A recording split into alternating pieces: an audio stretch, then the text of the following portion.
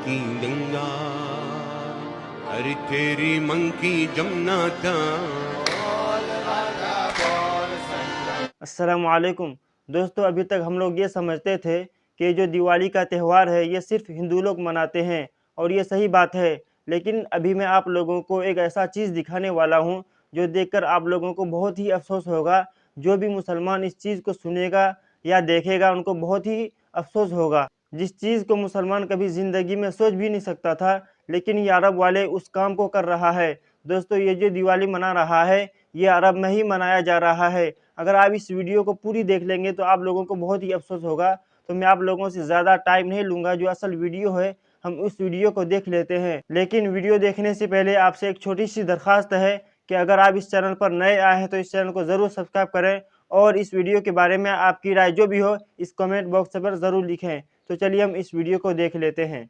तो दोस्तों, आज हम बात करने वाले हैं कि किस तरीके से सऊदी अरब में दिवाली की तैयारी चल रही है, किस तरीके से पूरे सऊदी अरब को दुल्हन की तरह सजाया गया है। तो दोस्तों, आप बने रहिएगा वीडियो के अंत तक। दोस्तों, अगर बात सऊदी अरब के दिवाली की होती है तो वहाँ की दिवाली बड़े ही धूमधाम से मनाई जाती है। जी हाँ, भारत की तरह ही सऊदी अरब में भी लोग दिवाली को सेलिब्रेट करते हैं, दीप जलाते हैं, एक दूसरे को मिठाइयाँ देते हैं और सेलिब्रेट करते हैं। केवल इतना ही नहीं, वहाँ आतिशबाजी भी की जाती है, पटाखे भी चलाए जाते हैं। आपको जानकर हैरानी होगी कि इंडिया की तरह ही वहाँ भी लोग पटाखे और आतिशबाजी करते हैं। उसके लिए वहाँ उन्हें कोई रोकता नहीं है, अपने मन के मुताबिक वो सारे लोग सेलिब्रेट करते हैं। और इससे भी बड़ी बात ये है दोस्तों कि वहाँ का मुस्लिम समाज भी इस त्योहार को बढ़ चढ़कर सेलिब्रेट करता है, खूब मिठाइयाँ बांटता है, लोगों को बधाइयाँ देता है और शुभकामनाएं देता है। दिवाली को खुशियों से भरने के लिए अपने घरों को रंगोली से सजाते हैं। लोग एक दूसरों के घरों में पार्टी का आयोजन करते हैं, डांस करते हैं, मस्ती करते हैं, दीप जलाते हैं। दिवाली को सेलिब्रेट करने के लिए ये लोग खान पान पर भी खूब खर्च करते हैं, नृत्य करते हैं और सोने के आभूषण और साड़ियाँ ये तो कमाल का खर्च करते हैं। अगर सऊदी अरब के बाजार में आप दिवाली के समय पर जाते हैं तो आपको लगेगा कि आप एक मिनी भारत में घूम रहे हैं। वहाँ दीपक मिलते हैं, जी हाँ, मिट्टी से बना हुआ दीपक जो हमारे भारत में मिलता है। वहाँ पर कैंडल मिलते हैं, वही सारी चीज जो दीपावली में इस्तेमाल की जाती है, जो पूजा के लिए हम लोग बाजार से खरीद कर लाते हैं ना, वही सारे आइटम वहाँ के बाजार में भी दिखाई देते हैं। तो इसी से आप अंदाजा लगा सकते हैं कि वहाँ के बाजारों की रौनक हमारे बाजारों की तरह ही है। दोस्तों, सऊदी अरब पूरी दुनिया में जाना जाता है अपने कट्टर नियम के बारे में, लेकिन उसने हमारे देश भारत के लिए, हमारे धर्म सनातन धर्म के लिए अपने बहुत सारे नियमों में बदलाव किए हैं। यूं ही नहीं, सऊदी अरब में सनातनी मंदिर बन गया।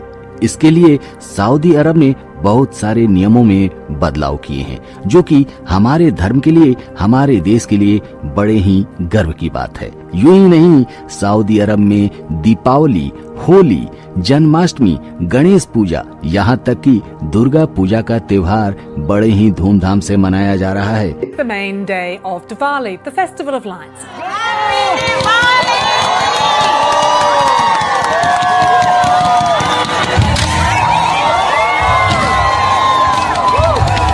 सऊदी अरब में शरिया कानून है। एक समय पर इस देश की पहचान एक कट्टरपंथी मुस्लिम देश के तौर पर होती थी। हालांकि अब सऊदी अरब अपनी पहचान को बदल रहा है और धीरे धीरे सुधार रहा है। मेरी मन की गंगा, अरे तेरी मन की जमुना था।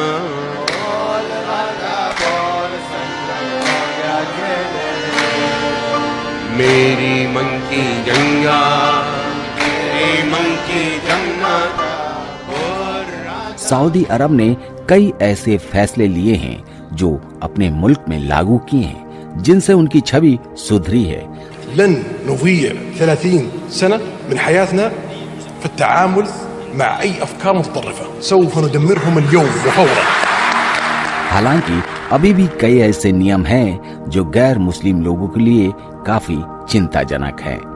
सऊदी अरब में गैर मुस्लिमों के लिए पूजा पाठ और अपने धार्मिक अनुष्ठानों का अनुपालन काफी कठिन माना जाता था।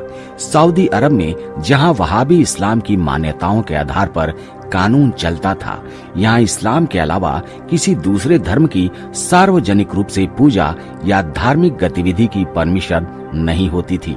यहाँ पर सिर्फ मुस्लिम ही सार्वजनिक तौर पर अपने धर्मों के अनुष्ठान कर सकते थे। सऊदी अरब में हिंदुओं और ईसाई समेत सभी गैर मुस्लिम धर्म के पूजा स्थलों जैसे मंदिर या चर्च का निर्माण नहीं हो सकता था। हालांकि ये कानून हिंदुओं समेत गैर मुस्लिम धर्म के लोगों को उनके घर पर निजी पूजा की अनुमति देता था, लेकिन ये भी बिना किसी सार्वजनिक ध्यान के होना चाहिए था।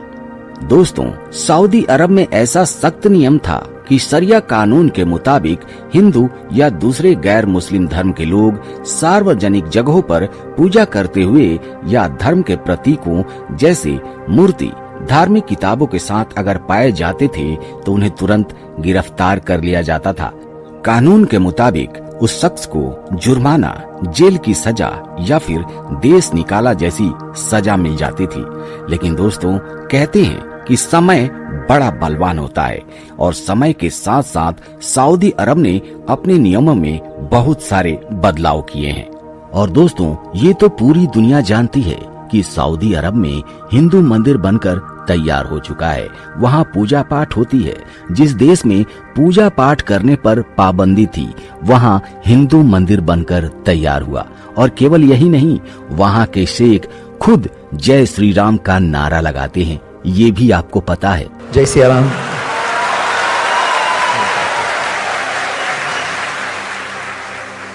इसके अलावा अगर सऊदी अरब के राजकुमारी के बारे में बात किया जाए तो वहाँ की राजकुमारी हिंदू धर्म की पढ़ाई कर रही हैं, हिंदू धर्म के ग्रंथों के ऊपर रिसर्च कर रही हैं और ये हमारे सनातन धर्म के लिए बड़े ही गर्व की बात है। तो दोस्तों, देखा आप लोगों ने कि इतनी मुकद्दस जगह में ये लोग किस तरह का काम कर रहा है।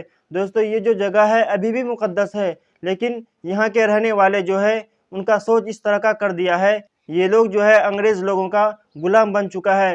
अंग्रेज लोग जो भी चाहते हैं इनसे करवा लेते हैं। ये लोग ये नहीं समझते कि क्या चीज़ गलत है, क्या चीज़ सही है, इनको नहीं देखता। वो लोग जो चाहते हैं इनसे करवा लेते हैं। दोस्तों, इन सब चीज़ों से सारे मुसलमानों की हिफाजत फरमाए।